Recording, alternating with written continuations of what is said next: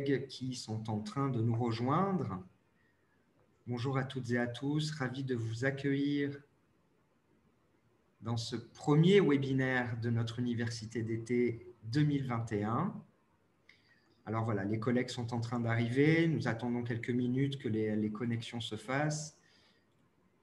Vous êtes nombreux déjà, nombreuses et nombreux à nous rejoindre. Et vous êtes bien évidemment toutes et tous les bienvenus. Nous sommes vraiment ravis de vous accueillir.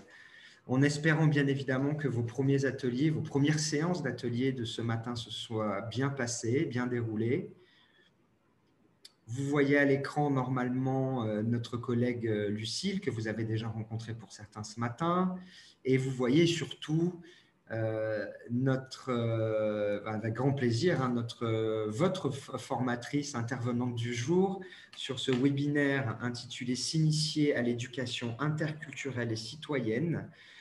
Donc, vous voyez Catherine Blonspierre à l'écran que je vais vous présenter dans quelques secondes. Pardon, Catherine, allez-y. Oui, bonjour à vous tous et toutes. Et je suis ravie donc, de vous voir, même virtuellement, donc aujourd'hui. Et je laisse la parole à Sébastien. Merci, Catherine. Je vais être assez bref pendant que les collègues continuent d'arriver dans cet espace virtuel.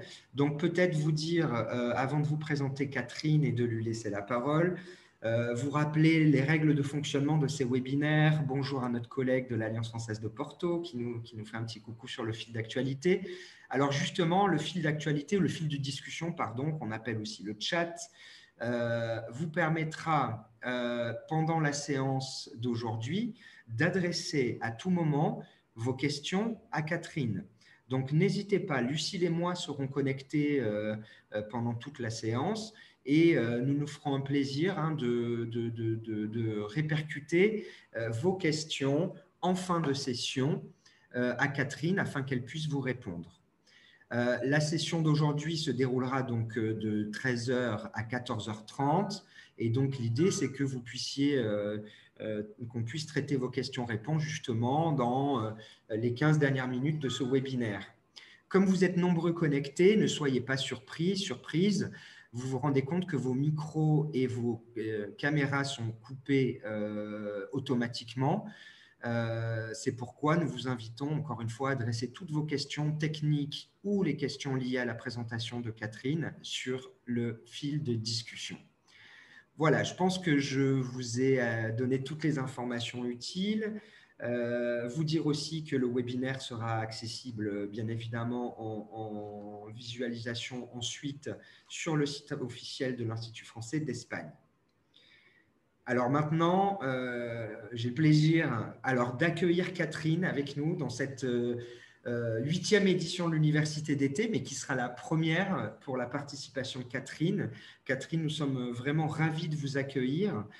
Catherine qui est titulaire d'un doctorat en lettres et civilisations françaises, ainsi que d'un master en didactique et en linguistique. Catherine a enseigné le FLE à tous les niveaux et à des publics hétérogènes. Elle a également dirigé le Centre de langue de l'Université bilingue de Fribourg et travaille actuellement en tant qu'experte et formatrice pour France Éducation Internationale et pour la Fondation Esprit Francophonie, Catherine, qui me semble est en Suisse. Oui, à Zurich. À Zurich. Catherine a animé de nombreux séminaires et ateliers portant sur l'éducation à l'interculturel à destination des enseignants de langue et des disciplines dites non linguistiques, les fameuses DNL. Elle publie régulièrement des articles et des ouvrages sur cette thématique, comme par exemple l'ouvrage collectif « Didactique du français langue étrangère et seconde dans une perspective plurilingue et pluriculturelle ». Voilà, Catherine, écoutez, j'espère avoir été fidèle à votre expertise et à votre parcours. Et je vous laisse bien sûr le soin de compléter et je vous laisse surtout la parole, Catherine. Un grand merci d'être avec nous cette année pour ce webinaire « S'initier à l'éducation interculturelle et citoyenne ». Bien, merci Sébastien. Donc la présentation est tout à fait donc, adéquate et correspond à mon parcours et à mon expérience. Donc je vais essayer de partager aujourd'hui pendant 1 heure donc, avec vous toutes et tous. Donc, je vous redis donc un grand bonjour. Je vous redis également combien je suis heureuse de vous rencontrer aujourd'hui, même si je ne vous vois pas individuellement. Je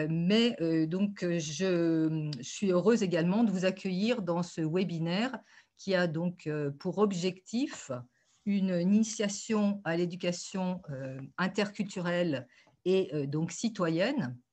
Et donc, j'insiste bien hein, sur ce terme initiation parce qu'il est bien évident qu'en 1 heure, il est difficile, voire impossible, de faire le tour de toutes les problématiques qui sont liées donc, à ces 2 types d'éducation interculturelle et citoyenne.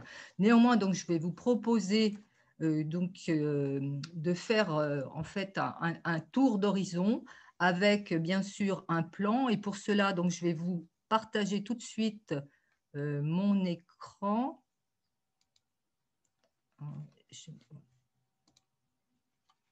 Voilà.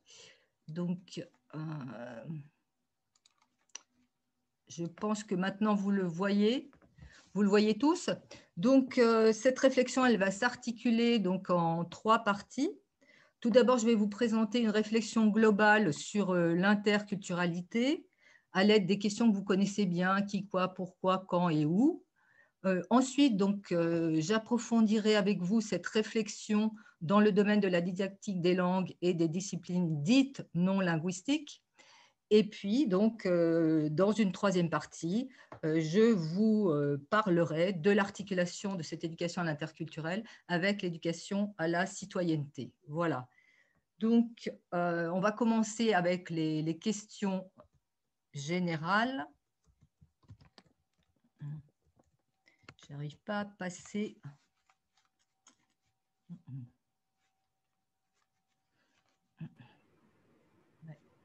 Je suis désolée, je n'arrive pas.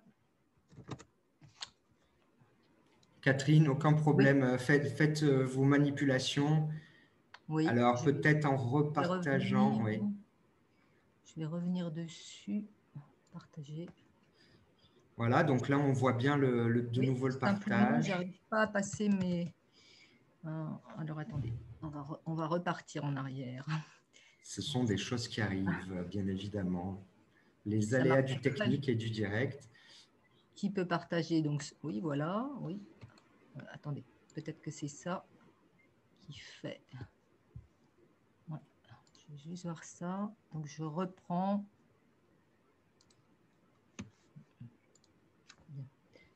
Toujours pas. Ça bloque toujours chez moi. Alors, et si vous passez devant… Ouais.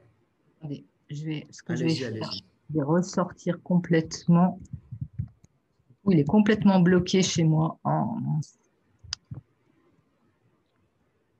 Oh. Okay.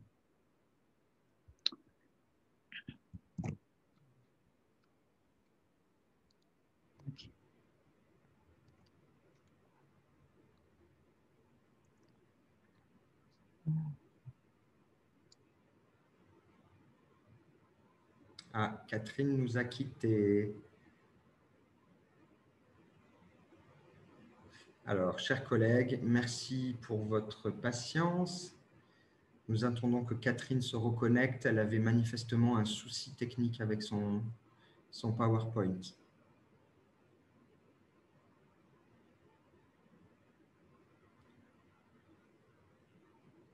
Merci. Lucille, tu peux aussi peut-être voir de ton côté avec Catherine si tu arrives à… Je ne sais pas si tu as son numéro WhatsApp ou autre. Tu m'entends, Lucille? Je vais voir avec elle. D'accord. Moi, je reste de toute façon là connecté pour le cas où, pour le moment où elle se reconnectera. Alors, c'est un peu étrange, chers collègues, parce que vous êtes nombreux, mais forcément, je ne vous vois pas. J'espère que vous êtes confortablement installés devant votre écran.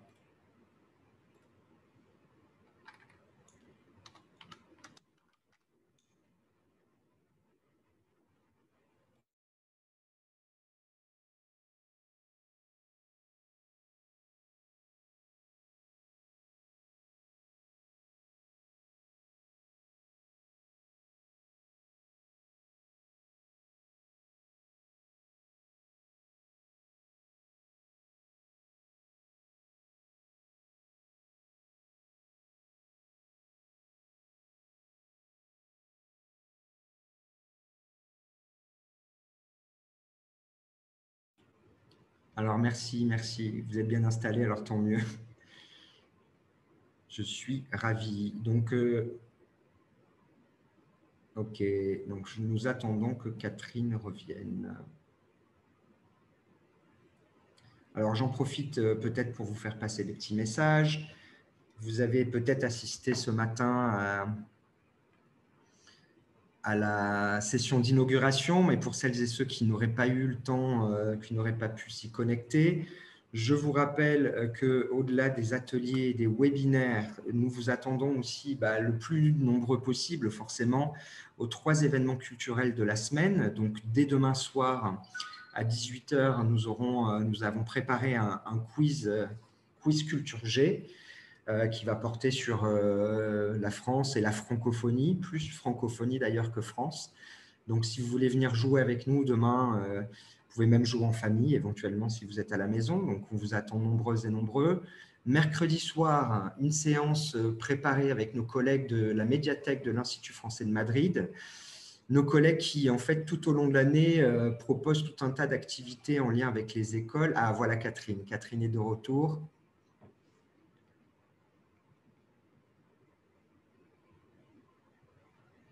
Catherine, le micro. Attendez. Vous me voyez à nouveau? Oui, on vous voit, Catherine. Pas d'inquiétude, ce sont des choses qui arrivent. Non, non, mais je ne sais pas pourquoi mon… Alors, ce que je vais faire, c'est reprendre 2 minutes. Hein. Je vais reprendre mon PowerPoint Oui, oui, oui. et le passer autrement. Tant pis, vous le verrez. Ok, là, comme ça, les questions. Comme ça. Ouais, on va réessayer de cette façon.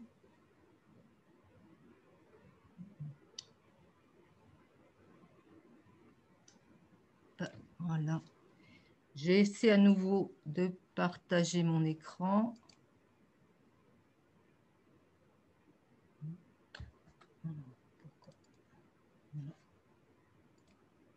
Ça arrive.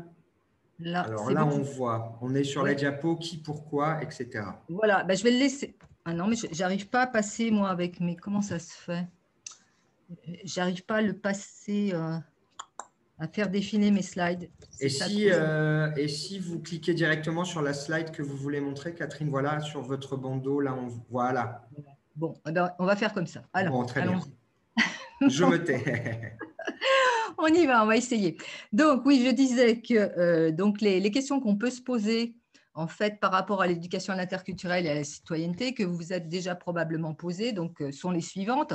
Donc, qui doit avoir accès à cette éducation? Eh bien, tout d'abord, évidemment, vos apprenants, mais aussi vous-même, parce que si vous voulez faire une initiation à l'éducation à l'interculturel et à la citoyenneté, il faut d'abord que vous soyez au clair sur vos propres représentations et que vous ayez un minimum de base théorique. Et puis, je dirais de façon générale, cette éducation, elle va concerner toutes les personnes qui vont être amenées à travailler dans une équipe pluriculturelle. Maintenant, si on prend la question pourquoi, donc à partir, on va dire, des années 90, on a commencé sérieusement au niveau notamment de l'Europe de s'intéresser à ces questions de l'éducation à l'interculturel et à la citoyenneté. Eh bien, c'est parce que cela ne vous a pas échappé. Donc, on vit maintenant dans un monde du travail qui est de plus en plus mondialisé. Même si vous restez dans votre propre pays, vous allez probablement être amené à travailler de plus en plus donc, dans le cadre d'équipes pluriculturelles. Il est donc nécessaire de préparer vos apprenants donc, à cette nouvelle situation. Maintenant, donc, si on prend la question quoi, qu'est-ce que cela recouvre en général? Donc, cette éducation, en fait, il s'agit d'une compétence, ou plutôt de plusieurs compétences, que les apprenants vont acquérir tout au long de leur vie, tout au long de leur vie.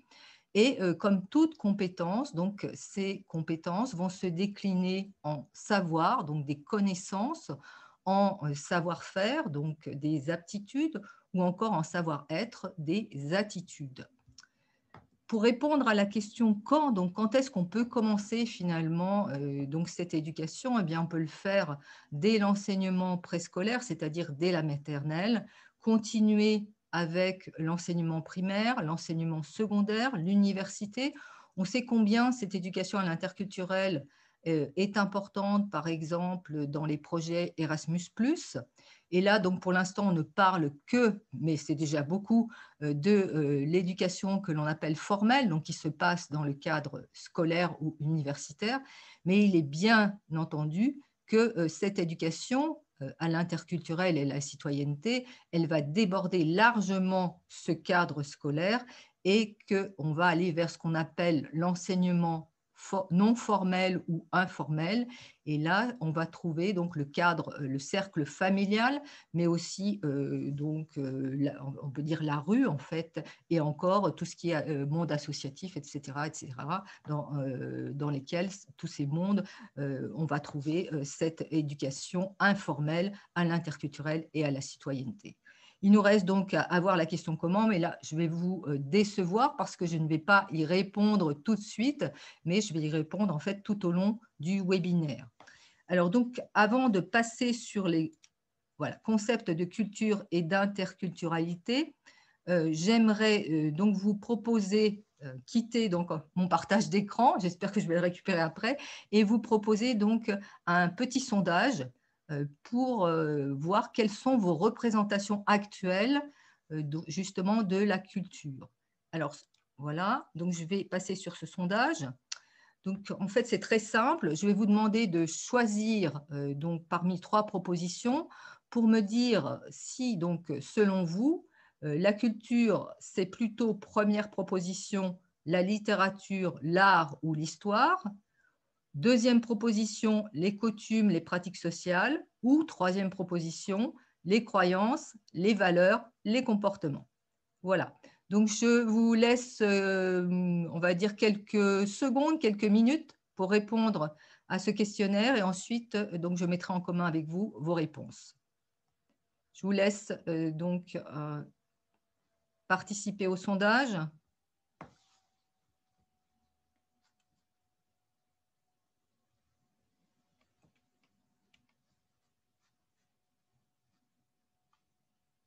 Ah oui, mais c'est parce que, voilà, je sais pourquoi. Alors, oui, c'est mieux en lançant le sondage finalement. Donc là, vous l'avez, j'ai vu les questions apparaître. Donc là, vous pouvez voter.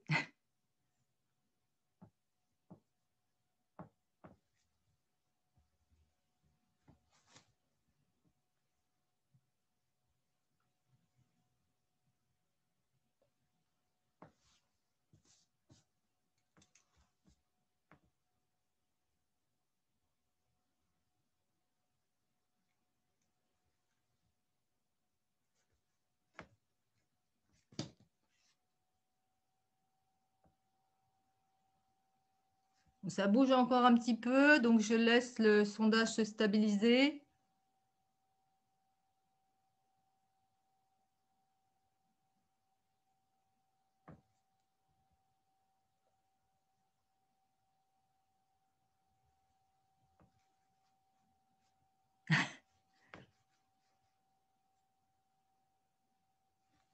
Bien, là le sondage ne bouge plus, donc je pense que vous avez tous donc voté maintenant. Voilà. Donc je partage les résultats. Je pense que vous m'entendez. Et on vous entend parfaitement, Catherine. Voilà, donc je peux remettre les sondages. Hein. Voilà, vous m'entendez toujours là. Donc, en fait, vous avez voté pratiquement à égalité, on va dire, hein, pour la culture qui représente pour vous donc des croyances, des valeurs, des comportements, ça c'est les 42%, et ensuite les coutumes, les pratiques sociales, et enfin donc la littérature, l'art et l'histoire. Alors là, je vais commenter en vous disant que vous avez tous raison. Donc ça, c'est magnifique quand un formateur peut donc adresser une telle conclusion en fin de sondage. Alors, je vais vous dire pourquoi donc, vous avez tous raison. Donc, je vais repartir donc, dans mon écran partagé. Voilà. Alors, pourquoi vous avez tous raison? Parce que finalement, toutes vos réponses, eh bien, elle concerne la culture avec un grand C, la culture avec un petit c. Donc, qu'est-ce que la culture avec un grand C ou qu'est-ce que la culture avec un petit c? Donc, ce concept, il nous vient en fait d'Alverson, qui est une chercheuse anglo-saxonne et qui en 85 donc, a divisé la culture en fait en deux sous-types. Le premier donc sous-type, c'est ce qu'elle appelle la culture avec un grand C, qui regroupe des disciplines comme la littérature, la géographie, l'histoire et l'art. Et donc, dans l'autre culture, ça va être tout ce qui, en fait, relève des croyances pour aller jusqu'au comportement. Et donc, cette notion de culture avec un petit c, culture avec un grand C, on la retrouve donc dans vos réponses, hein, vous l'avez bien vu, et elle a été reprise en didactique du FLE par un didacticien que vous connaissez peut-être, qui s'appelle Robert Galisson, et qui lui aussi donc, va faire cette bipartition dans la culture. C'est-à-dire qu'il va distinguer la culture cultivée, qu'il appelle aussi culture vision, et sous laquelle il place la littérature, la géographie, l'histoire, la science. Oh là là, est-ce que vous voyez mon écran? J'ai un doute.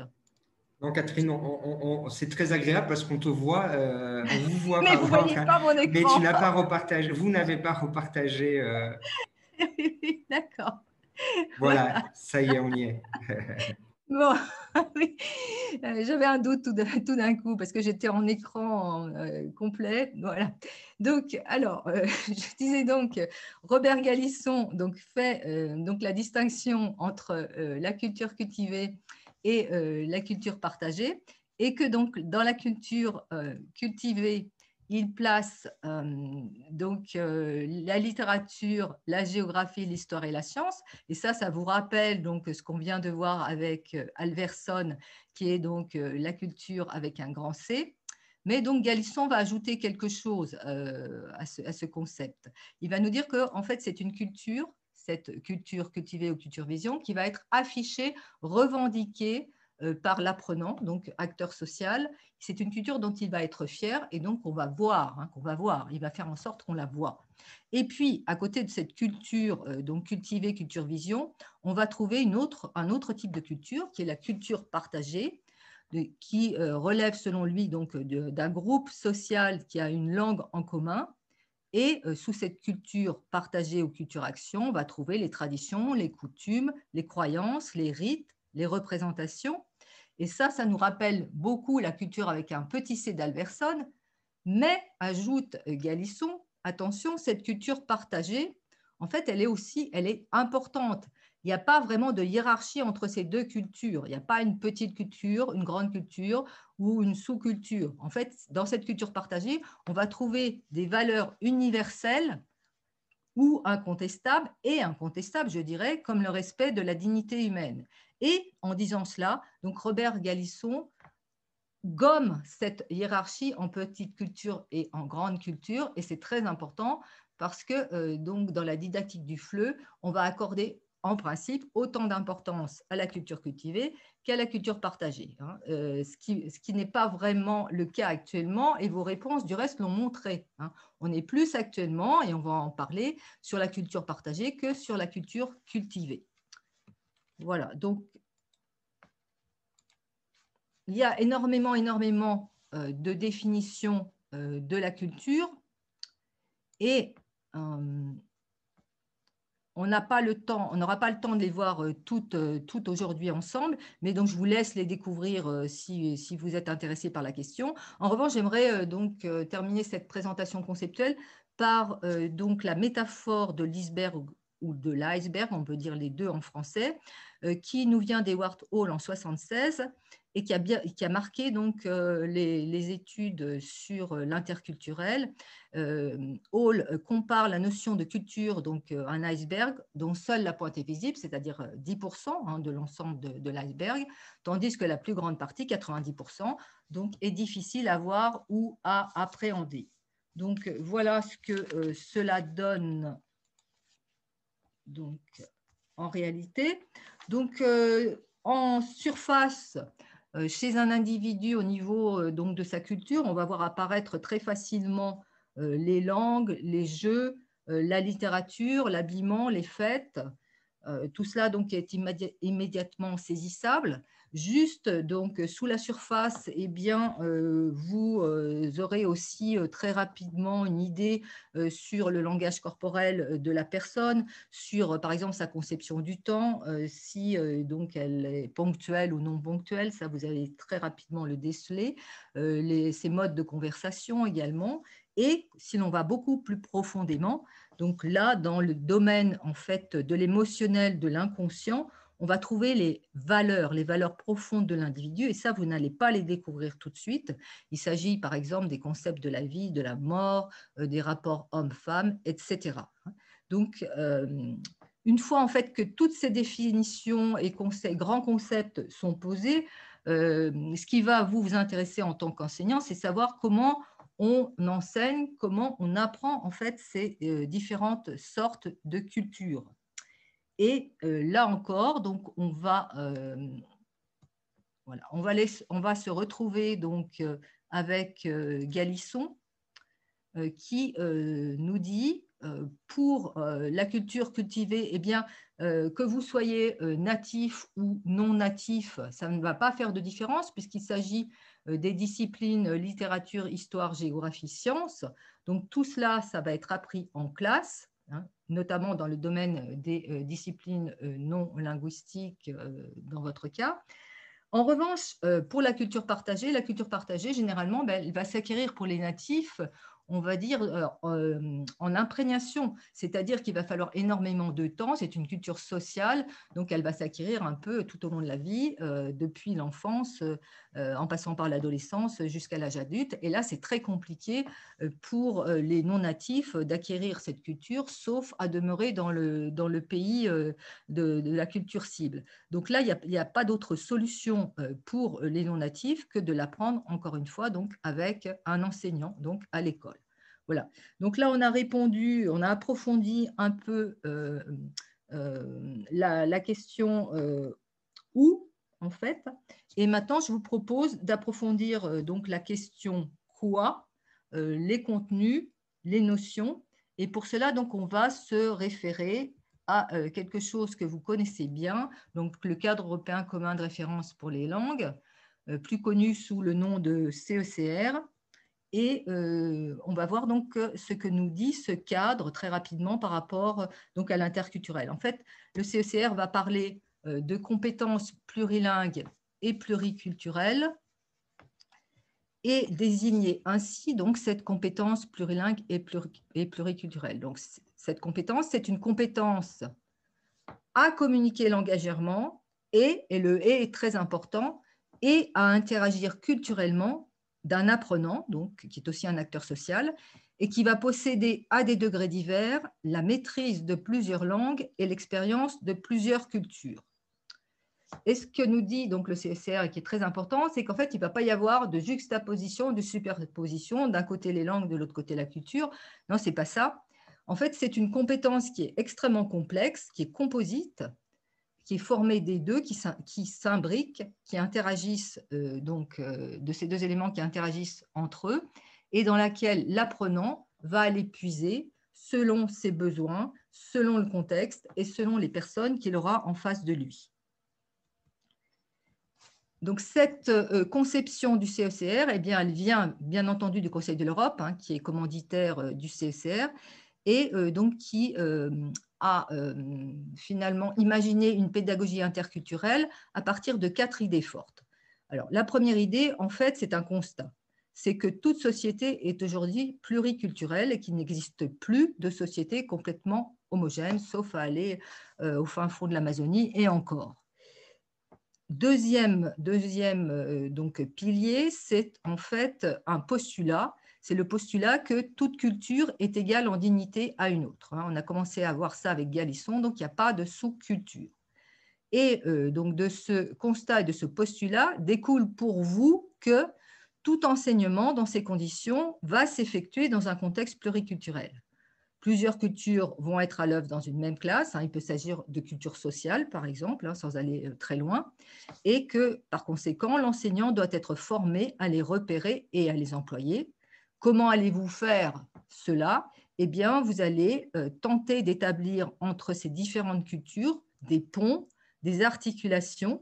Vous allez essayer de les mettre en dynamisme réciproque, hein, c'est quelque chose qui bouge, ce n'est pas quelque chose de figé, et surtout de les valoriser, de montrer ce qu'elles peuvent s'apporter les unes aux autres.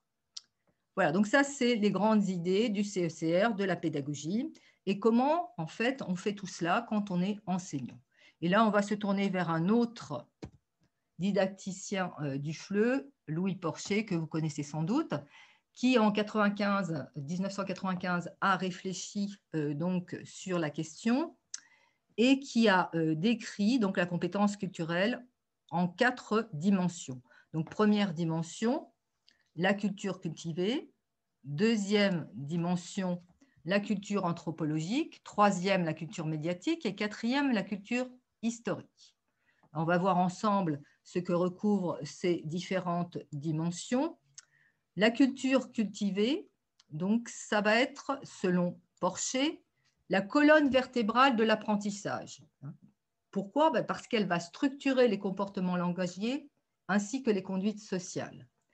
Et là, donc, ça va, si Porcher donc, avait pu voter donc, dans le sondage, il serait allé donc, avec les 20% d'entre vous qui considèrent que c'est la culture cultivée qui est la plus importante, et notamment donc, la littérature.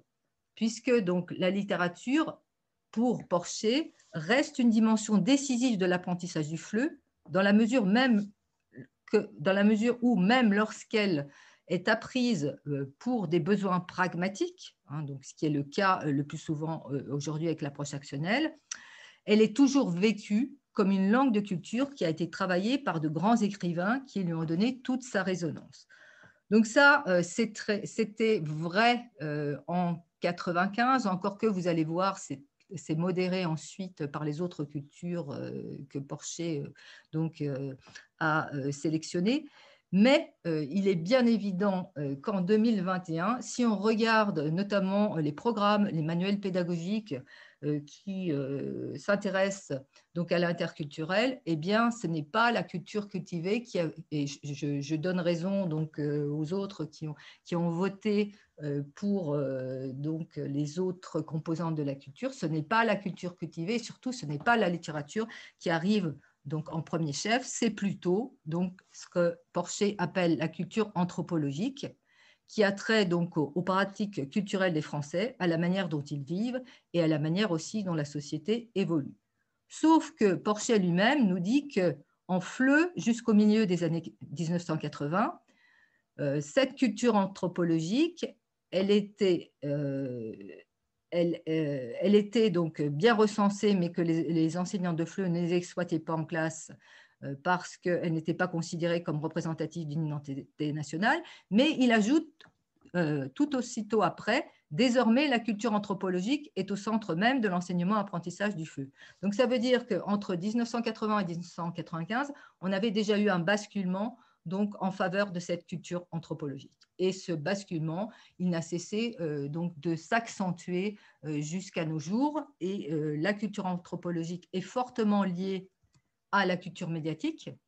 Donc, cette culture médiatique consiste donc à recenser les pratiques médiatiques des Français, leur consommation des médias, qui influence directement donc, toutes les autres pratiques culturelles. Donc, on la trouve bien sûr à travers la presse, la radio, la télévision, Internet, etc. Et cette culture médiatique, eh bien, elle est importante parce qu'elle façonne les modes de pensée, elle façonne les manières de se comporter et surtout les manières de voir l'autre, hein, plus que l'étranger. Hein. Je préfère voir l'autre. Donc, et c'est la raison pour laquelle cette culture médiatique est extrêmement importante et qu'on va l'exploiter donc dans les cours de FLE à travers les articles de presse, les journaux en ligne, les extraits d'émissions radiophoniques, etc., etc. Donc actuellement, on est plus sur culture anthropologique, culture médiatique, et il nous reste donc cette quatrième dimension qui est la culture historique, que Porcher trouve excessivement importante, alors qui, bien sûr, a trait aux lieux de mémoire, aux monuments, mais aussi à toute l'histoire de France, hein, quand on est sur le FLE. Et Porcher nous dit, mais pourquoi en fait c'est important? Parce que finalement, on pourrait penser que c'est important, oui, d'accord, pour les natifs, mais pour les non-natifs, la question peut se poser. Et Porcher nous dit, attention, parce que si les non-natifs n'ont pas de notion de culture historique pour la France, ils vont avoir des problèmes. Ils vont avoir des problèmes parce que les médias traitent souvent de sujets historiques où ils font des allusions. Hein, c'est dans finalement l'implicite. Et si les apprenants donc de FLE ne sont pas capables de décrypter ces implicites, eh bien, ils vont probablement faire des contresens quand ils liront la presse ou quand ils écouteront la radio, la télévision ou Internet. Et donc, ça peut aboutir à des malentendus culturels. Donc, la culture historique, pour Porcher, c'est aussi une dimension très importante. Alors, me direz-vous, c'est bien joli tout cela. Bon, on voit un peu mieux comment la compétence donc interculturelle peut s'articuler, mais comment est-ce qu'on va faire, nous, pour introduire cela dans nos cours? Eh bien, donc, Porcher a la réponse, bien évidemment, et cette réponse, donc, ce sont les universels singuliers. Et qu'est-ce que sont exactement ces universels singuliers? Louis Porcher nous dit donc que pour pénétrer une culture étrangère, il faut en fait se décentrer, c'est-à-dire oublier son propre centre, sa propre identité. Pardon, non, c'est pas oublier, au contraire. Il ne faut pas oublier son propre centre, sa propre identité culturelle, mais donc il faut arriver donc à la mettre donc en arrière-plan, voilà, pour s'ouvrir donc à d'autres visions, d'autres cultures. Donc, pour arriver à se décentrer de sa propre culture tout en restant ancré en soi, le meilleur chemin pédagogique, nous dit Porcher, c'est d'utiliser des thèmes qu'il appelle les universels singuliers, c'est-à-dire des thèmes qui vont être présents dans chacune des sociétés, mais que chaque société va traiter à sa manière. Donc, l'apprenant, tout en restant singulier, c'est-à-dire lui-même, va s'ouvrir sur d'autres mondes, c'est-à-dire qu'il va s'ouvrir à l'interculturel, à l'universel, tout en intégrant donc ces nouvelles visions à son propre monde. Et cela va aboutir donc à un métissage, une sorte de métissage qui va donc aller vers une double, voire une triple, voire une multiple nationalité intellectuelle. Et on a une chance extraordinaire parce que ces thèmes, en fait, ils sont extrêmement, extrêmement nombreux. Donc, on a par exemple l'eau, l'amour, les animaux, la guerre, la paix. Tous ces thèmes-là donc, vont permettre des pratiques pédagogiques globales puisqu'ils sont présents à la fois donc, dans la langue et dans l'anthropologie culturelle, médiatique et historique. Donc, grâce à eux, il va être possible d'articuler l'enseignement linguistique avec l'orientation culturelle. Voilà, donc ça, c'est extrêmement précieux, finalement, cette conception des universels singuliers. Et je vais vous montrer maintenant comment ça fonctionne sur un thème en particulier, qui est celui de l'eau. Donc, la thématique de l'eau, comment est-ce qu'on peut la traiter en utilisant les différentes dimensions donc, de Porcher. Alors, le traitement pédagogique du thème de l'eau, il peut bien sûr se faire à travers la dimension anthropologique, c'est-à-dire que vous pouvez donc aller voir les pratiques culturelles des Français à travers la consommation. Vous savez peut-être que les Français sont champions de consommation d'eau minérale, par exemple. Vous pouvez aussi traiter cette thématique par le biais des loisirs, pêche, natation, plongée, etc., ou aller vers les professions donc, qui sont liées à cette thématique de l'eau, le pêcheur bien sûr, mais aussi le plombier qui va réparer les fuites d'eau. Ensuite, dans la dimension linguistique, eh bien, donc vous vous intéresserez au lexique, bien entendu, aux proverbes, aux locutions figurées, par exemple marin d'eau douce, hein, qu'on a en français. Et bien sûr, donc, vous pouvez aller vers les textes, et cette fois-ci, on va toucher donc, à la dimension médiatique, puisque les textes, vous avez énormément donc, de documents authentiques, aussi bien donc, au niveau de la presse écrite, des rapports, des revues scientifiques donc accessibles au grand public, mais aussi donc, dans l'audiovisuel, avec les reportages, les documentaires sur la mer, les pays maritimes, et maintenant donc, beaucoup de documentaires sur la biodiversité marine. Donc ça, vous pouvez tout à fait traiter cette thématique de l'eau sous sa dimension médiatique et vous pouvez également le faire donc sous la dimension culture cultivée. Et là, on va commencer avec la peinture. Beaucoup de peintres français donc, traitent de cette thématique, par exemple Monet, Gauguin. Vous pouvez mettre ça, je suis persuadée, en parallèle avec des peintres espagnols. Et en littérature, donc on va dire parent pauvre actuellement de l'interculturel dans les manuels et les programmes de FLE, vous pouvez donc, par exemple, aller voir un roman de Victor Hugo comme Les Travailleurs de la mer ou encore Jules Verne.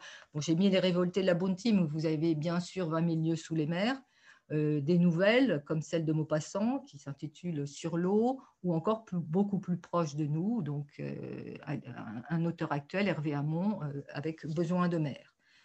Donc, cette thématique de l'eau, quand elle est traitée donc en classe de FLE dans ces 4 dimensions, elle va offrir une comparabilité optimale parce que toutes les dimensions que nous venons de voir, elles appartiennent également à la culture de l'apprenant, quel qu'il soit. Même si vous avez un apprenant qui vit en plein désert, il va avoir une idée sur la valeur de l'eau, sur les oasis, etc. Donc, c'est vraiment des thématiques qui appartiennent à la culture de n'importe quel apprenant. Et ça va donc permettre de mettre cet apprenant donc, en situation d'activité, d'initiative, et également d'atteindre donc les 2 objectifs complémentaires d'un enseignement de l'interculturel qui sont, je vous le rappelle, apprendre à connaître sa propre culture et apprendre à connaître donc la culture étrangère et à s'ouvrir à elle. Voilà, donc les universels singuliers sont très utiles en classe de FLE, mais pas que. Ils peuvent également être utilisés dans une vision transdisciplinaire, notamment donc dans les projets pour les disciplines dites non linguistiques. Donc, vous pouvez très bien travailler, donc, par exemple, en géographie, en étudiant la localisation et la caractérisation des mers, des océans, des fleuves, etc., voir les circulations fluviales et maritimes. Donc, ça, c'est une vision géographique. Ensuite, donc, en histoire, eh bien, les grandes explorations que l'Espagne connaît bien et la France également, la colonisation, les invasions, c'est moins drôle, mais ça existe, les batailles maritimes, le débarquement en France, tout cela donc, vous permet, toutes ces thématiques vous permettent de traiter la thématique de l'eau en histoire, en littérature, chansons, fables, romans, et puis en bande dessinée, on n'en a pas encore parlé, mais c'est vrai qu'Astérix chez les Bretons, qui a été traduit dans toutes les langues, ou pour Tintin, Le secret de la licorne, le trésor de Rackham le Rouge, pour les plus jeunes, permet d'aborder donc cette thématique de l'eau de façon peut-être un peu plus ludique. Vous avez également la poésie, dans laquelle on va trouver très fréquemment ce thème, que ce soit donc en français ou en espagnol. Dans les arts plastiques, je n'y reviens pas, donc peinture, sculpture. Et en sciences économiques et sociales, eh bien, vous pourrez donc étudier les chantiers navals, les professions liées à la mer avec les industries, les conserveries, les eaux minérales, encore une fois. Au niveau des professions, les poissonniers, les restaurants, tourisme et loisirs, la thalasso. Et de nos jours, donc une thématique qui est extrêmement présente un petit peu partout, les problèmes environnementaux avec malheureusement les inondations, montée du niveau de la mer, etc. Et puis, si on revient à la langue, là, vous pouvez, dans une perspective comparatiste, étudier, comme on l'a déjà dit, les proverbes, les expressions figées, les métaphores, et travailler également donc, sur le langage technique présent dans les différentes disciplines. Et là, donc, on va toucher au français sur objectifs spécifiques. Donc, voilà donc, ce que l'on peut dire par rapport à cette thématique de l'eau.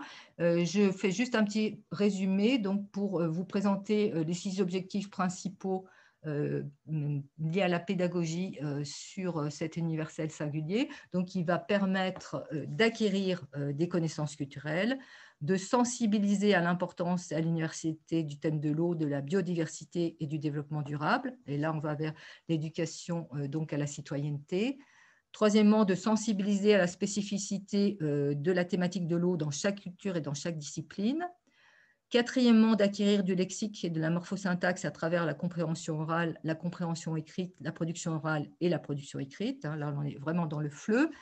d'acquérir des connaissances disciplinaires, donc des DNL, en histoire, géo, littérature, art, économie et sciences, et enfin également d'apprendre à apprendre, donc à travers un apprentissage du travail en autonomie, par exemple dans les recherches documentaires, mais également donc, du travail en groupe, notamment donc, dans la pédagogie de projet. Donc vous voyez, c'est extrêmement, extrêmement complet. Donc ces thématiques de l'universel singulier. Et je crois que Porchet nous a vraiment fourni donc, un outil qu'il ne faut pas donc, hésiter à utiliser pour l'éducation à l'interculturel et même donc, pour l'éducation en fait, à la citoyenneté, comme on va voir donc, comment tout cela s'articule. Alors, donc, je crois que c'est à peu près tout ce que l'on peut dire sur donc, c'est à peu près tout ce que l'on peut dire donc, sur l'éducation à l'interculturel. Maintenant, donc, je vous propose de voir comment s'articule justement cette éducation à l'interculturel avec l'éducation à la citoyenneté. Et pour ce faire, donc, on va aller vers la déclaration de Maastricht, donc sur l'enseignement à la citoyenneté, qui date de 2002.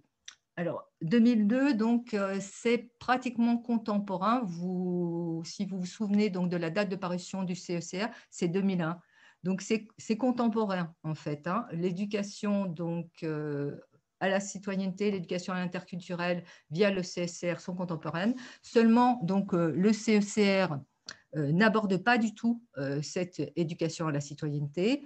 Il a en 2001 à peine abordé l'éducation à l'interculturel. Hein. Il faut attendre en fait le volume complémentaire en 2018 pour avoir donc un peu plus d'éléments, notamment sur la médiation, mais ce n'est pas du tout donc le propos du cadre européen commun de référence pour les langues qui a suffisamment d'autres choses à traiter. Donc là, pour se faire une idée de ce qu'est l'éducation à la citoyenneté, on va devoir aller vers d'autres institutions et notamment donc vers le Conseil de l'Europe. Alors, que nous dit donc cette déclaration de Maastricht en 2002 pour définir l'éducation à la citoyenneté? Donc, l'éducation à la citoyenneté, que j'appellerai désormais ECM pour faire plus court, c'est une éducation qui est censée ouvrir donc, les individus aux réalités du monde et les inciter à œuvrer pour davantage de justice, d'équité et de droits humains pour tous dans le monde. Donc, on voit qu'on a une vision humaniste, philanthropique. Et que recouvre exactement cette éducation à la citoyenneté mondiale? Eh bien, elle va recouvrir plusieurs types d'éducation en définitive. L'éducation au développement, l'éducation aux droits humains, l'éducation à la durabilité, l'éducation pour la paix, pour la prévention des conflits et l'éducation interculturelle, qui donc vont constituer la dimension globale de l'éducation à la citoyenneté. Et là, donc, vous avez la réponse, hein, comment s'articule l'éducation à l'interculturel et l'éducation à la citoyenneté. Eh bien, donc, l'éducation interculturelle fait partie intégrante de l'éducation à la citoyenneté mondiale, mais elle n'en est qu'une partie. Voilà. Donc, comment en fait s'est développée ces incitations donc, à aller vers une éducation à la citoyenneté mondiale depuis la déclaration de Maastricht? Bon, c'est le Conseil de l'Europe hein, qui, pour nous, a largement contribué à promouvoir cette éducation en tant qu'approche interdisciplinaire. Elle en a fait donc un concept dynamique, c'est-à-dire qui n'est pas figé, qui va progresser en fonction des évolutions politiques, économiques, sociales, culturelles, environnementales de la société mondiale. Et là, on voit donc que ce n'est pas simplement une vision philanthropique. Hein. L'économie est bien présente, le social également. Et l'environnement également aussi maintenant, et la culture. Donc, quelles sont les grandes étapes en fait de ce développement de l'ECM? Tout d'abord, on va trouver donc en 2008 l'année européenne du dialogue interculturel. Donc, c'est le Conseil de l'Europe hein, qui a fait de l'année 2008 une année européenne du dialogue interculturel. C'est très important. Et donc, à la suite de cette année, il y a eu un livre blanc qui a été publié sur le dialogue interculturel. les années ont passé et malheureusement, donc en 2015, on a eu, rappelez-vous, des attentats à Paris, à Copenhague, qui ont remis en avant l'urgence en fait d'aller vers cette éducation à la citoyenneté pour essayer de combattre le terrorisme. Et l'année suivante, donc le Conseil de l'Europe a publié le cadre de référence compétences pour une culture de la démocratie, vivre ensemble sur un pied d'égalité dans des sociétés démocratiques et culturellement diverses, qui est un cadre de référence, on en parlera rapidement tout à l'heure, mais très très complet. Et également en 2017, donc une charte sur l'éducation à la citoyenneté démocratique et l'éducation aux droits de l'homme qui va être adoptée par l'ensemble des États membres du Conseil de l'Europe. Ça, c'est donc pour l'Europe. Au niveau mondial, eh bien, toujours en 2015, il y a eu le Forum mondial sur l'éducation qui a débouché sur l'agenda 2030 des Nations unies. Alors, c'est important puisque nous sommes en 2021 et que 2030, eh bien, c'est demain. Enfin, il nous reste encore 9 ans pour mettre en place cet agenda. Que nous dit cet agenda? Il nous dit que d'ici à 2030, il faudrait faire en sorte que tous les élèves acquièrent les connaissances et compétences nécessaires pour promouvoir le développement durable, notamment par l'éducation en faveur du développement et des modes de vie durables, mais aussi via les droits de l'homme, l'égalité des sexes, en accordant une importance à la promotion de la culture, de la paix, de la non-violence, de la citoyenneté mondiale et de l'appréciation de la diversité culturelle et de la contribution de la culture au développement durable. Donc, on voit bien à nouveau comment donc l'éducation à l'interculturel va s'imbriquer dans cette éducation donc à la citoyenneté mondiale et démocratique. Alors, comment on va faire finalement pour atteindre ces objectifs de l'agenda 2030? Eh bien, le Conseil de l'Europe nous dit qu'il faut définir des bases communes. Et puis, notamment, il faut donc mettre en place 4 étapes essentielles dans l'apprentissage. Donc, la première étape, ça va être d'analyser la situation mondiale actuelle. La deuxième, de réfléchir sur les modèles qui pourraient remplacer les modèles dominants actuels. La troisième, de renforcer donc ces compétences qui sont destinées à favoriser une culture démocratique et interculturelle. Et puis de mettre en place, enfin, un processus d'évolution vers une citoyenneté mondiale responsable. Alors, Catherine, oui, ici Sébastien. Comme convenu, j'interviens oui. Juste pour vous prévenir que donc, il est 13h52. Voilà, mais il n'y a, voilà. a pas de problème, on a récupéré le temps que j'avais perdu. On est bien. Eh ben, merci. Et j'en profite pour rappeler à tous les collègues, n'hésitez pas à adresser vos questions sur le fil de discussion afin que nous puissions les poser à Catherine en fin de présentation. Voilà, je me tais. Merci Sébastien pour le rappel. Alors, quel type d'éducation on doit privilégier pour mettre en place cette ECM? C'est exactement ce qu'on a dit en fait pour l'éducation à l'interculturel, c'est-à-dire qu'on va privilégier l'éducation formelle puisque plus on commence tôt en fait cette éducation à l'ECM à l'interculturel, plus on a de chances d'imprégner les esprits. Donc on va commencer donc à l'école, même donc dès la maternelle. Et puis il faut pas négliger non plus donc l'éducation, comme je vous l'ai dit précédemment, informelle, non formelle, qui se développe donc à l'intérieur des familles et dans les communautés au sens large. C'est pas du tout donc les communautés communautaires, on va dire, c'est les communautés, les associations sportives, etc. Voilà. Et puis donc nous dit l'UNESCO dans son rapport final. Il y a aussi donc un autre outil qu'il faut vraiment utiliser, ce sont les nouvelles technologies de l'information et de la communication, qu'on a beaucoup utilisé d'ailleurs ces derniers temps, on se demande bien pourquoi. Mais donc ces nouvelles technologies de l'information et de la communication, eh bien, elles vont permettre de développer les pédagogies qui sont centrées sur l'apprenant et surtout d'ouvrir les salles de classe sur le monde extérieur et faciliter ainsi donc, le dialogue à l'échelle mondiale. Voilà donc pour le type d'éducation.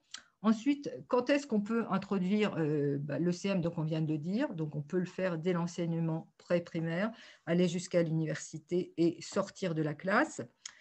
Qui peut l'introduire? Parce que oui, c'est bien beau, donc on nous dit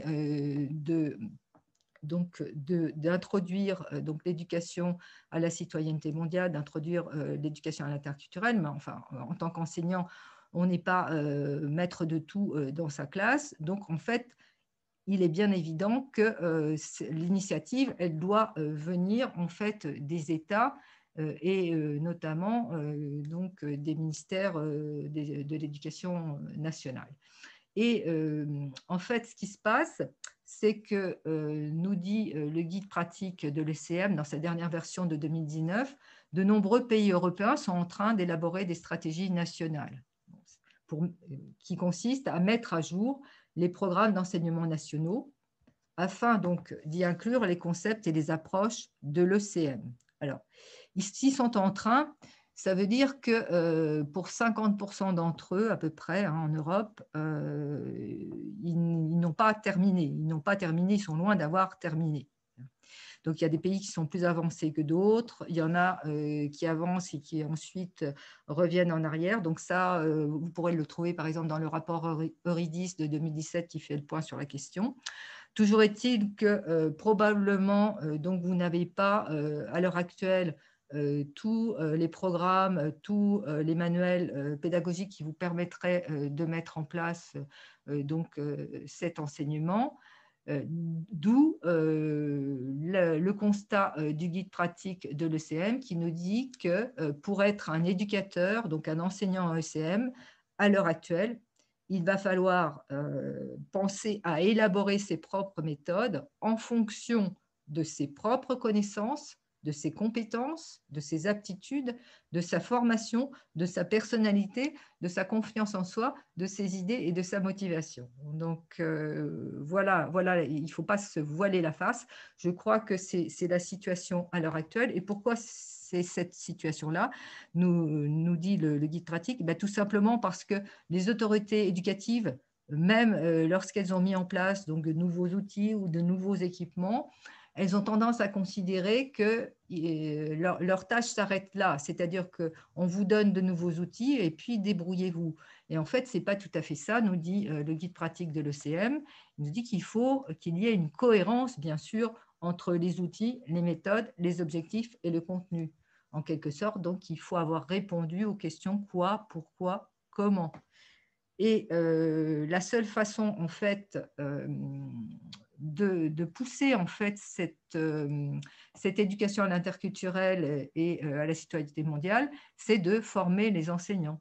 Et dès 1995, donc l'ONU nous dit que la formation du personnel à tous les niveaux du système éducatif, c'est-à-dire pas simplement les enseignants, mais aussi les gestionnaires, bien sûr les formateurs de formateurs, les directeurs d'établissement, eh bien cette formation, elle doit comprendre l'éducation pour la paix, les droits de l'homme et la démocratie, que ce soit une formation initiale du reste ou une formation continue, et qu'on doit aussi donc tenir compte du contexte éducatif du pays, c'est-à-dire qu'on doit expérimenter les méthodologies de formation sur site, donc les évaluer et les adapter. Donc pour mener à bien toutes ces tâches qui paraissent quand même considérables, on peut ne pas rester dans le système éducatif et donc demander le concours de personnes qui vont avoir une expérience, par exemple, dans les domaines de la paix, du droit de l'homme et de la démocratie. Donc, on peut aller demander donc une contribution aux hommes politiques, aux juristes, aux sociologues, aux psychologues, et puis aussi, donc, ne pas oublier donc, toutes les personnes qui sont impliquées dans les ONG, qui, par exemple, sont spécialisées dans la défense des droits de l'homme. Voilà, donc il y a matière donc, à réflexion, matière à action, mais tout cela est en cours. Hein, tout cela est en cours, notamment donc, au niveau du matériel, par exemple. Donc, toujours en 1995, l'ONU disait que, bien sûr, pour mettre en place l'ECM, il fallait que tous les acteurs puissent disposer de matériel et de ressources pédagogiques adéquats, et il recommandait de procéder donc, à des révisions des manuels scolaires pour éliminer les stéréotypes négatifs et les visions déformées de l'autre. Donc, je crois que ça, c'est en bonne voie, me semble-t-il. Il recommandait aussi donc, que dans les manuels scolaires donc, figurent différents points de vue sur un sujet donné et de rendre transparent le contexte national ou culturel dans lequel ils sont rédigés. Bon, ça, je pense aussi que c'est bien, c'est dans certains pays, dans beaucoup de pays en Europe, donc il y a vraiment une prise de conscience à ce niveau-là. Donc, si on pense par exemple, puisque actuellement, donc, c'est le bicentenaire en France, du moins de la commémoration de la mort de Napoléon, il est bien entendu qu'en histoire, si vous abordez la question des guerres napoléoniennes, si on prend le point de vue de la France, il ne va pas être exactement le même que celui des pays européens qui ont été conquis, pillés plus ou moins par les armées napoléoniennes. Donc ça il faut bien en être, j'allais dire honnête, hein, mais je pense que les enseignants sont en mesure de le faire et qu'ils y sont plus ou moins encouragés donc par les hautes instances éducatives. On nous dit aussi que le contenu de ces manuels devrait être basé sur des conclusions scientifiques. Donc ça aussi, je crois que c'est en bonne voie, mais on sait aussi que c'est très long pour passer de ce que disent les scientifiques à la vulgarisation. Ça prend un certain temps, mais tout ça se met en place, on va dire gentiment. Il reste les technologies d'éducation à distance donc, qui doivent être mises, comme on l'a déjà dit, donc, à contribution pour l'éducation de la paix, des droits de l'homme et de la démocratie. Et encore une chose peut-être très importante que nous dit cette déclaration de l'ONU, c'est l'insistance donc sur la maîtrise de la lecture et de l'écriture qui va permettre aux citoyens d'accéder correctement donc aux informations et par exemple de voter aussi en connaissance de cause. Et nous dit donc l'ONU, dans le même sens, donc l'apprentissage des langues étrangères va permettre d'accéder à une compréhension approfondie d'autres cultures sur laquelle peut s'édifier une meilleure entente entre les communautés et entre les nations. Donc vous voyez aussi quelle est votre importance, votre rôle dans cette éducation à l'interculturel et à l'ECM. Alors, me direz-vous, donc actuellement, on n'a peut-être pas tout le matériel nécessaire, pas toutes les ressources, je n'en doute pas. En revanche, vous avez déjà donc un cadre conceptuel qui est assez intéressant et qui vient donc du Conseil de l'Europe, on en a déjà parlé, en 2016, paraît ce cadre de référence des compétences pour une culture démocratique qui va comprendre 20 compétences classées en 4 catégories. Donc, vous vous souvenez, donc, la compétence au départ, je vous ai dit, dans une compétence, il y a toujours des connaissances. Là, on les a, connaissances et compréhension critique, des aptitudes, donc des savoir-faire, des attitudes, des savoir-être, et donc ajoute le Conseil de l'Europe une 4e catégorie, les valeurs. Donc, ça donne ça. Je vois qu'il est déjà 14 heures, donc je vais aller un petit peu plus vite. Donc, ce cadre de compétences, vous voyez bien, donc il y a 3 items pour les valeurs, 6 pour les savoir-être, 8 pour les savoir-faire. Donc, on voit très, très bien que cette compétence, elle est ancrée dans les savoir-faire. Et 3, donc, pour les connaissances et compréhension critique. Donc, pour chacun de ces items, vous allez avoir des descripteurs. C'est pour ça que je vous dis que c'est très bien fait, sur lesquels vous pouvez vous appuyer. Donc, descripteurs pour les attitudes, pour les aptitudes, pour les connaissances et compréhension critique. Ensuite, on va passer à l'évaluation parce que je crois que ça, c'est quelque chose de très important et de très délicat. Donc, l'évaluation, dans le cadre de l'ECM et de l'interculturel, ça ne peut pas être une évaluation telle que celle que vous connaissez pour, on va dire, tout ce qui est activité communicative, connaissances linguistiques, ce n'est pas possible. On ne peut pas, par exemple, faire des QCM pour l'ECM. On ne peut le faire que sur des connaissances et ce n'est qu'une infime partie de cette compétence ECM interculturelle. Donc, comment vous allez faire? Eh bien, vous allez uniquement, mais c'est déjà beaucoup, donc pouvoir évaluer en observant donc, les comportements et les interactions de vos apprenants dans diverses situations. Il ne faut pas vous contenter d'une seule situation. Et vous allez voir aussi comment ils arrivent à ajuster de façon appropriée donc, ces groupes de compétences, parce qu'il n'y a pas qu'une seule compétence, c'est pour ça que c'est extrêmement complexe, et en fonction donc, de l'évaluation de la situation ou des circonstances. Et nous dit le guide pratique, en fait, les descripteurs dont je viens de vous parler, ils vont donner de bons résultats. hein, si on les utilise à bon escient. C'est-à-dire que si on les utilise pour l'observation, soit faite par un enseignant, un éducateur, ou par les pairs, ou encore une auto-observation, une auto-évaluation. Voilà, alors à quoi ça peut ressembler? Voilà, quand vous faites, par exemple, si vous travaillez sur une séquence pédagogique autour de qu'est-ce que l'identité, comment je perçois les autres et comment ces derniers me perçoivent eux-mêmes, vous allez avoir donc un groupe de 7 compétences qui sont empruntées donc au cadre, qui sont ici. Donc, qui seront toutes mobilisées, si vous le souhaitez, dans cette séquence pédagogique. Et donc, vous allez observer vos apprenants. Et ensuite, vous devez donc leur faire un retour d'information. Et dans ce retour d'information, donc en prenant des notes très, très précises, vous allez être à même de déterminer leur niveau de compétence, c'est-à-dire de dire s'ils sont, par exemple, pour valorisation de la dignité humaine et des droits de l'homme, donc qui est une valeur, s'ils sont au niveau élémentaire, au niveau intermédiaire ou au niveau avancé. Et donc là, vous allez déterminer des points forts, des points à améliorer, et ça vous permettra de faire un retour d'information. Mais vous ne pouvez pas me poser la question, mais je la sens arriver. Vous allez me dire, oui, mais comment je fais pour déterminer ces niveaux de compétences affichés? Donc, vous avez tout à fait raison de me poser cette question.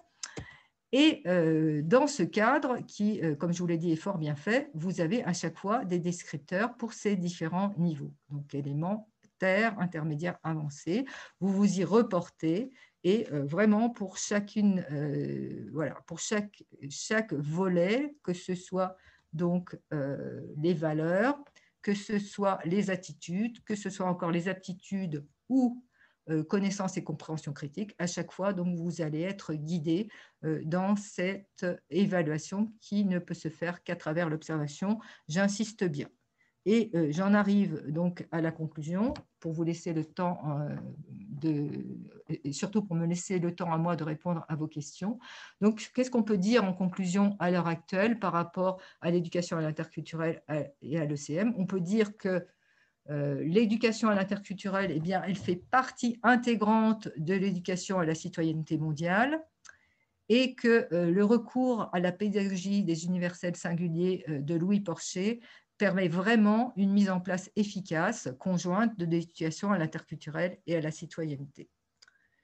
Que donc cette éducation à la citoyenneté mondiale, elle est en phase de déploiement dans la plupart des pays, du moins en Europe, et que de grands organismes internationaux comme le Conseil de l'Europe, l'ONU, l'UNESCO, travaillent à sa mise en place à travers des livres blancs, des recommandations, des rapports, des guides pratiques. Mais vous l'avez vu, donc ils y travaillent sérieusement et en donnant quand même des cadres qui sont très précis.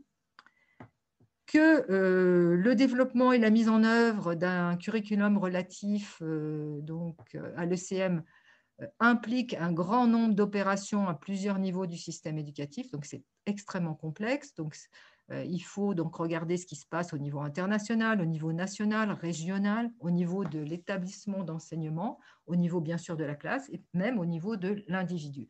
Tous ces niveaux donc interagissent entre eux et doivent être pris en compte dans la planification curriculaire, ce qui rend donc le processus assez complexe. Je terminerai donc avec un extrait du rapport Eurydice dont je vous ai parlé tout à l'heure, qui émane donc d'une instance de la Commission européenne. Donc, c'est le dernier rapport en date de 2017 qui nous dit que l'éducation à la citoyenneté est une composante du programme scolaire national à chaque niveau d'enseignement dans presque tous les pays européens. Donc, y compris en principe l'Espagne. Mais je sais que vous êtes à nouveau dans une réforme actuellement, donc ça peut encore changer. Mais néanmoins, donc l'éducation à la citoyenneté, c'est une réalité en Europe. Toutefois, malgré les progrès accomplis au cours des dernières années, près de la moitié des pays ne disposent pas encore de réglementation ou de recommandations qui visent le développement des compétences propres à l'éducation à la citoyenneté pendant la formation initiale des enseignants. Et c'est là, je crois, que le bas blesse le plus. C'est cette formation qu'il faut absolument développer. Néanmoins, donc, au regard du renouveau de ce domaine d'apprentissage, les réformes en cours d'élaboration continueront à façonner l'enseignement de la citoyenneté dans les écoles européennes pendant un certain temps encore. au moins donc, jusqu'à l'agenda 2030, bénéficiant d'une sensibilisation accrue et d'attentes revues à la hausse, l'éducation à la citoyenneté est susceptible de faire l'objet d'une plus grande attention, ça veut dire que ce n'est pas exactement le cas actuellement, je commente, mais aussi de se voir attribuer davantage de ressources. Donc effectivement, si on a des ressources pour mettre en place ne serait-ce que la formation, eh bien, je pense qu'on pourrait développer un petit peu plus rapidement cette éducation à l'interculturel et à la citoyenneté mondiale. Voilà, je vous remercie de votre attention. Je suis désolée pour les petits problèmes au départ. Et puis, je suis prête maintenant donc, à répondre à vos questions. Et je vais redonner la parole à Sébastien et Lucille. Voilà, merci. Merci infiniment, Catherine, pour cet exposé, ma foi, d'une clarté limpide et d'une densité et d'une richesse considérable en termes de références. Voilà, merci, Catherine, d'avoir départagé le. C'était très, très utile, je pense, pour tout le monde. En tout cas, j'espère pour vous, les collègues aussi, qui retrouveraient le chemin de l'école dès le mois de septembre. Alors, pour certains collègues qui ont interagi avec nous pendant le webinaire, j'ai essayé, moi, au fur et à mesure que Catherine parlait, de copier-coller les liens vers toutes les références documentaires évoquées par Catherine. Je pense aux collègues qui nous demandaient, mais où retrouver ce guide ECM, etc. Regardez dans le chat au moment où je vous parle, vous verrez les liens ont été partagés. Donc, vous pourrez les récupérer directement. Mais Catherine, tu voulais réagir peut-être à Oui, ma question, à la remarque. ce que je propose, j'ai vu que vous aviez fait, donc il y a un espace partagé Google Drive, il me semble. Donc, ce que je Absolument. propose, c'est de mettre une bibliographie justement qui rassemble toute cette cytographie et aussi, il y a énormément de choses, hein. Beaucoup sur l'interculturel parce que bon, le CECR et les chercheurs y ont beaucoup réfléchi. On est plus en avance en fait sur l'interculturel, hein. Il ne faut pas se le cacher que sur l'ECM. Mais néanmoins, donc moi, j'avais préparé donc, cette bibliographie, schizographie, donc je propose de la partager avec vous sur le Google Drive. Voilà. Merci beaucoup, Catherine. Je pense que ce sera apprécié par tout le monde. Lucille, peut-être que tu pourras mettre recopier-coller dans le fil de discussion l'adresse vers Oui, la plateforme Drive partagée pour tout le monde, je le fais tout pour de que les suite. collègues puissent. Merci beaucoup. Donc, Catherine, encore une fois, merci. Alors, c'est difficile parce que je peux pas, je représente peut-être pas la majorité, mais je pense que ce qui était très, très appréciable, c'est ces références quand même assez concrètes à des activités ou à des thématiques avec des illustrations, notamment je pense à ta démonstration sur la thématique de l'eau qui me paraît effectivement tout à fait éclairante sur une transposition possible dans la salle de classe. Donc de ce point de vue-là, c'est tout à fait intéressant puisque comme vous le savez, nos collègues sont toujours aussi avides de ces exemples concrets et pratiques qui leur permettront d'expérimenter cet enseignement-là en salle de classe. Alors, moi, oui, Oui. voilà, c'est parce que en fait, j'ai fait un certain nombre d'ateliers de formation, notamment avec des collègues du Mexique, hein, qui venaient de tous horizons. Je n'ai pas pu le faire en espagnol parce que mon espagnol ne me permet pas, au niveau des concepts, de les développer de la même façon. Mais c'est vrai que quand on travaille, on va dire, en atelier sur plusieurs jours, on voit très bien comment tout cela s'articule. Il faut mettre ça en musique, hein. C'est pas, ce que dit Porcher, et évidemment, c'est très, très important. Je crois que c'est crucial pour la pédagogie de l'interculturel. Après, il y a beaucoup de travail, c'est-à-dire qu'il faut développer ces séquences pédagogiques. Il ne faut pas non plus évacuer l'évaluation, et qui est très importante. Et là aussi, moi, j'ai beaucoup insisté dans des articles autres sur justement il ne faut pas aborder en fait l'évaluation pour l'éducation interculturelle et l'ECM avec les concepts qu'on a de l'évaluation qui nous viennent du cadre, qui nous viennent du DEF, du DALF. Ça n'a rien à voir et ils ne s'y sont pas trompés. Je veux dire, c'est pas pour rien que le cadre n'aborde absolument pas cette question de l'ECM. C'est un autre domaine et il faut y aller très, très prudemment, on va dire, au niveau de l'évaluation. Et nos collègues aussi canadiens qui sont bien avancés sur la question. J'entendais encore dernièrement Jacques Tardif, qui est de l'Université de Sherbrooke, qui disait attention, ne vous trompez pas quand vous évaluez donc une compétence. N'évaluez pas que de la connaissance parce que c'est qu'une petite partie. On a vu la métaphore de l'iceberg, c'est 10%. Et les 90%, voilà, vous faussez complètement l'évaluation. Voilà, je vous redonne la parole. Enfin, Non, non, non, mais écoutez, c'est aussi un échange, hein. Catherine, alors justement, dans les questions, mais qui sont finalement dans le fil un peu de cet échange-là, certains collègues se sont demandé justement quelles étaient les matières de DNL, les DNL idéales pour aborder cet enseignement. Alors, on peut penser bien évidemment, mais je vous laisse répondre en fait, Catherine, c'est plus oui, simple. alors, c'est très intéressant et je pense que les collègues qui ont posé ces questions peuvent tout à fait aller voir le dernier rapport Eurydice 2017 dont j'ai parlé, parce qu'il y a des études de cas qui sont intéressantes dans ce rapport, et notamment il y en a une en Autriche, et en Autriche finalement l'éducation à l'ECM, elle se passe via la discipline histoire. Et voilà, et tout se passe par là. Mais il y a d'autres pays qui choisissent de faire complètement différemment, c'est-à-dire qu'ils vont choisir de faire ça de façon transdisciplinaire. C'est-à-dire que toutes les disciplines vont être concernées. Et là, on voit bien les difficultés que j'ai aussi essayé de pointer, c'est-à-dire la formation. Parce que, bon, si on dit, comme en Autriche, bon, on charge, parce que c'est ça en fait, on charge ou on s'en décharge. Enfin, on peut voir, c'est toujours la même chose, hein, c'est le verre à moitié plein ou au verre vide. Donc, on se décharge ou on charge les enseignants d'histoire, de DNL ou autres, hein, les collègues d'histoire de cet enseignement-apprentissage à l'ECM. Donc, on les forme. Donc, ça, c'est très bien. Donc, on va former qu'une partie des enseignants. En revanche, si on choisit de dire, eh bien, écoutez, non, parce que c'est une discipline, en fait, une compétence transdisciplinaire, donc tous les enseignants sont concernés.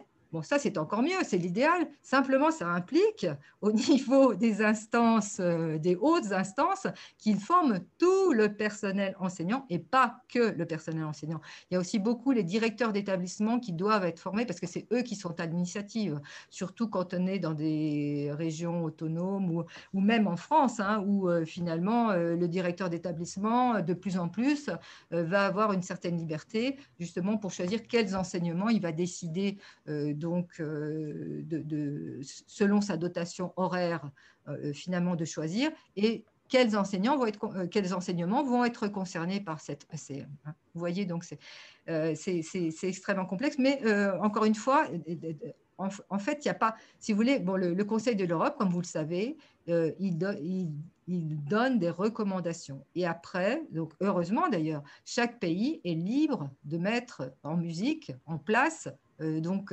cette éducation. Hein. Simplement, on s'est aperçu malheureusement en 2015 qu'elle devenait urgente. Hein, donc, et la France est bien en avance aussi là-dessus. Hein. L'Espagne aussi. Mais donc l'Espagne, je crois que c'est en 2013 la dernière réforme de l'éducation avant celle que vous allez donc mettre en place en 2021. Donc en 2013, en fait, il y a eu un petit recul là-dessus, c'est-à-dire que l'ECM qui était avant obligatoire a été donc considérée comme facultative et laissée justement, donc on a laissé le choix donc aux établissements de la mettre, de choisir justement où on allait la répartir. Hein. Mais c'est le cas dans la plupart des pays d'Europe. Hein. L'Autriche mais encore une fois, je vous dis, je vous mettrai les références du rapport Eurydice et allez voir. Donc vous avez des études de cas justement qui montrent bien quelle est la situation en Europe. Donc, il n'y a pas de bonne solution. Il n'y a pas de bonne solution. Il faut s'adapter. Mais si on décide que l'ECM, c'est une affaire transdisciplinaire, alors là, eh bien, il faut bien entendu former tous les enseignants. Que ce soit en formation initiale, c'est ce qu'il y a de mieux, mais certains enseignants ne sont pas formés, ils ne seront pas. Donc, après, il faut une formation continue efficace et adéquate, adaptée Merci. au contexte. Ah non, Voilà. merci Catherine pour cette réponse complète. Autre question pour en revenir au sujet de l'évaluation. Alors, un point de détail par rapport comment dire,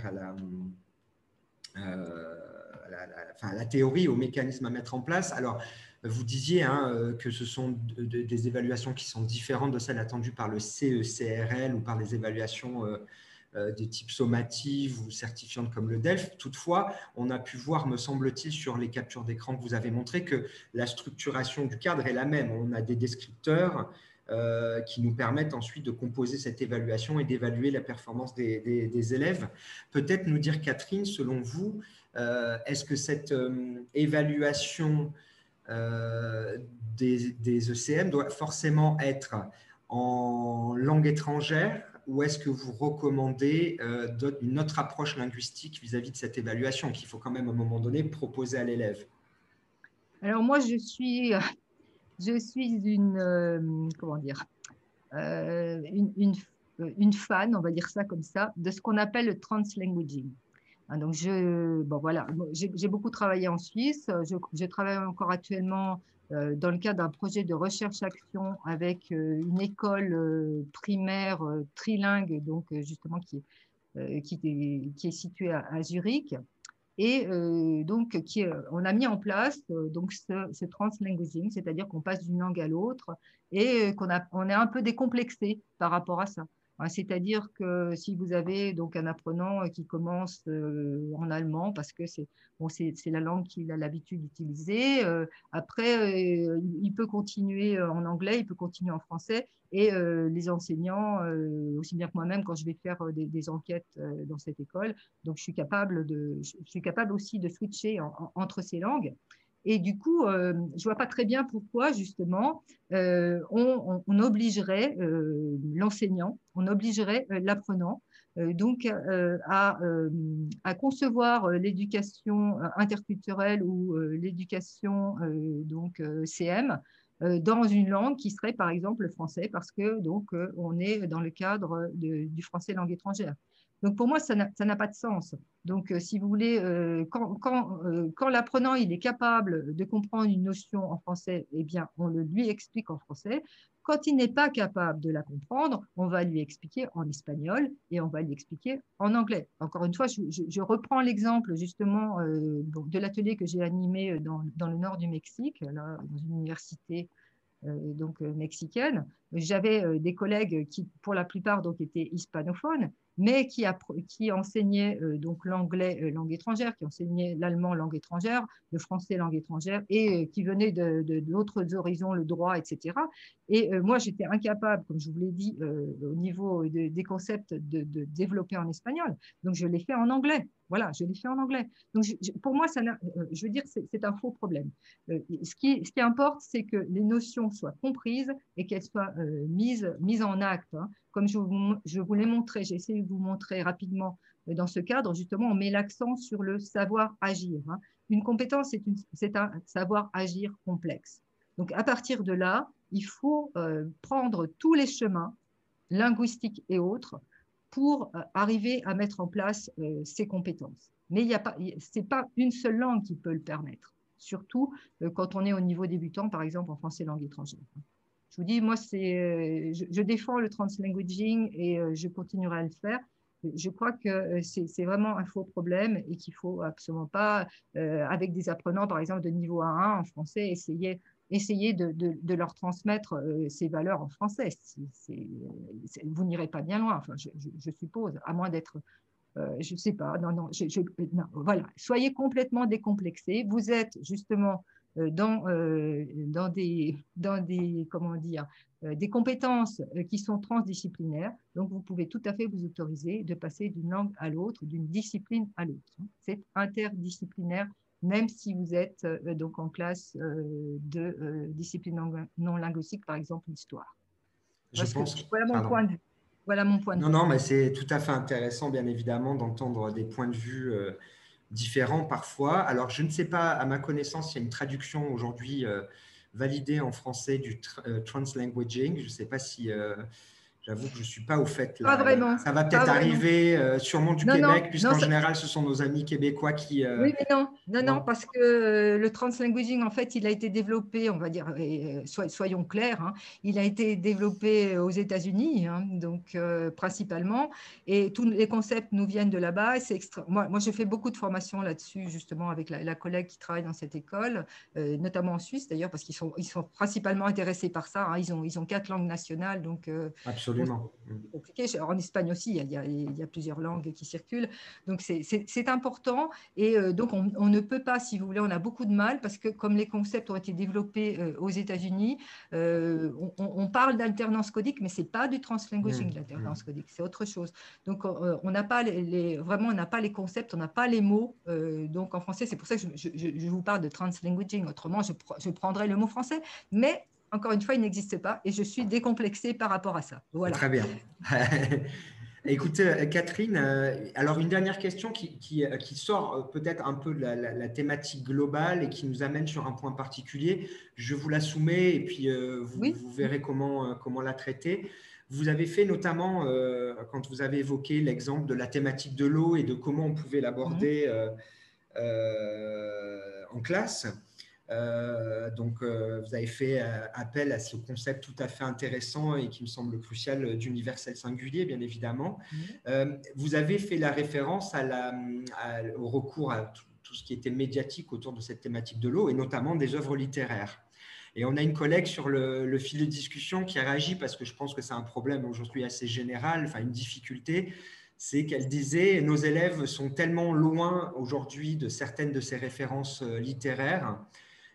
Comment les aider ou quels leviers pouvons-nous actionner pour essayer de les ramener, de les intéresser de nouveau à ces références littéraires et culturelles qui sont parfois très, très éloignées dans le temps de cette génération Z ou cette génération audiovisuelle. Est-ce que vous avez quelques conseils ou quelques bonnes pratiques à partager avec nous?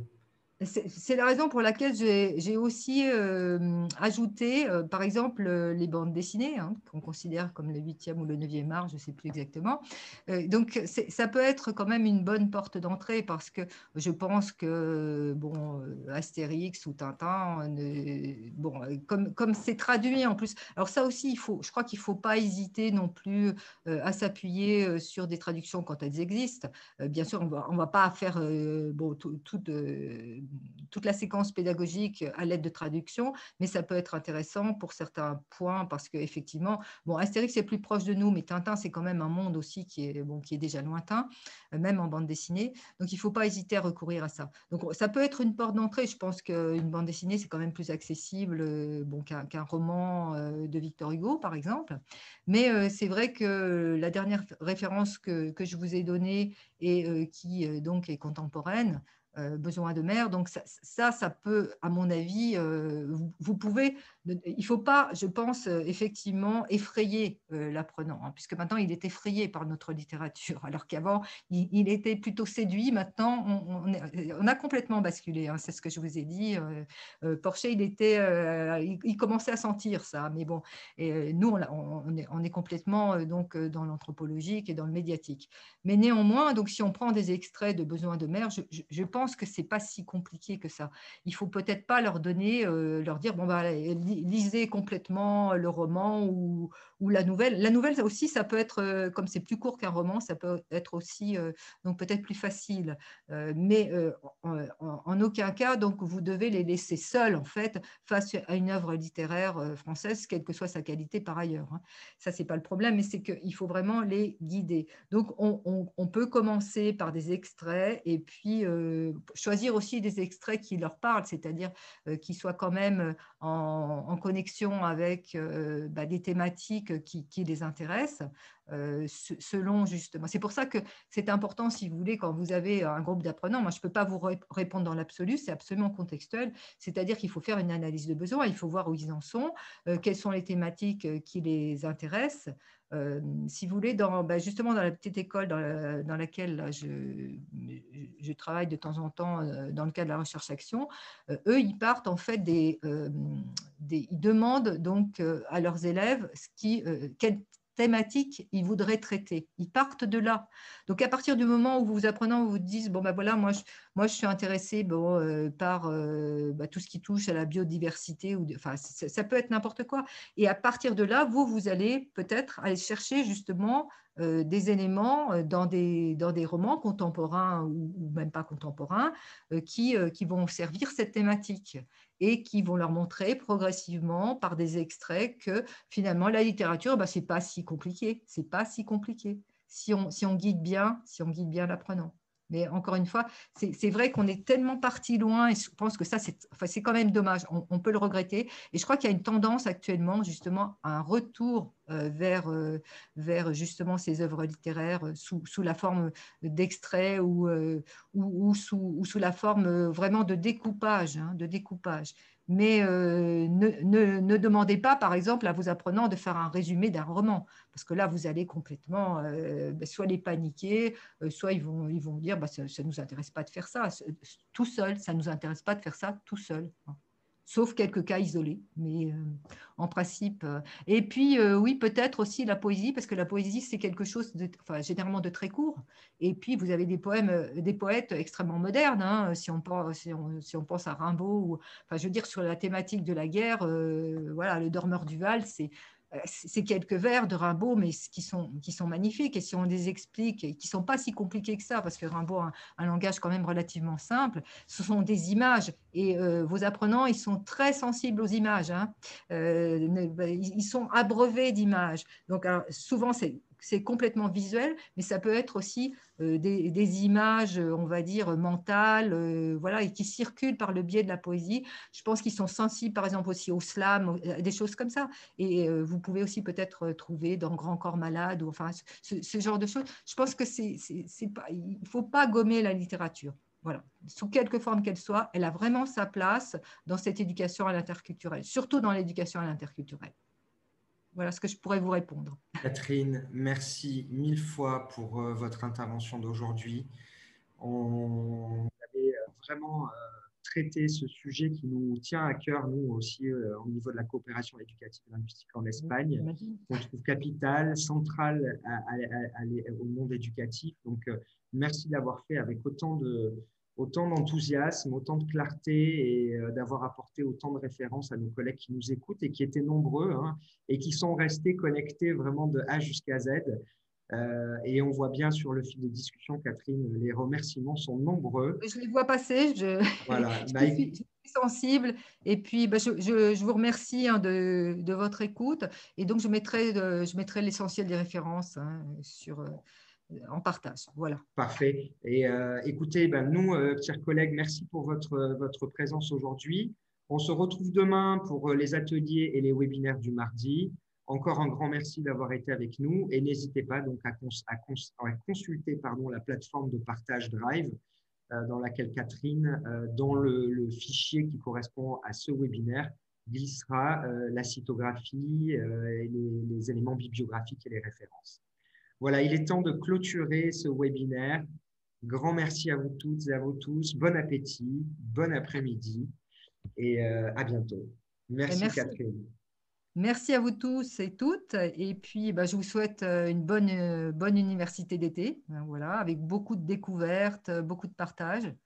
Et puis, je ne vous dis pas à bientôt, mais voilà. On l'espère. J'espère quand même que je vous aurai donné envie de faire un petit peu d'interculturel et d'éducation à la citoyenneté. C'est le principal. À bientôt. Au revoir, Catherine. Au revoir à toutes et à tous. Au revoir. Au revoir, Lucille.